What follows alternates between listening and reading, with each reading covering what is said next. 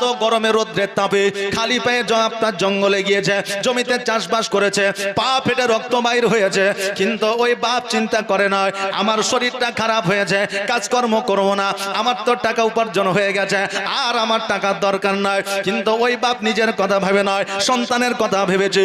আমার যতই কষ্ট হোক না কেন, আমার সন্তান যদি ভালো থাকে আমাকে ভালো লাগবে। জোরে বলেন সুবহানাল্লাহ। ওই বাপ সারা জীবন কর্ম করতে করতে শেষ বয়সে ইন্তেকালের সময়ও মাঠের মধ্যে ছিল স্টক করে সে ইন্তেকাল করেছে। কার জন্য সে স্টক করেছে, কার জন্য সে ভাবার চিন্তা করেছিল? নিজের সন্তানের জন্য। এই জন্য বাপ কোনোদিন সন্তানকে স্বার্থ নিয়ে ভালোবাসে না, বিনা স্বার্থে বাপ একমাত্র ভালোবাসে। মা যখন সন্তানকে ভালোবাসে, সন্তানের যদি আপনার জ্বর হয়ে যায়, মায়ের ঘুমটা হারাম হয়ে যায়। সন্তানের জ্বর হয়েছে, কান্না করছে, মা কি ঘুমাবে?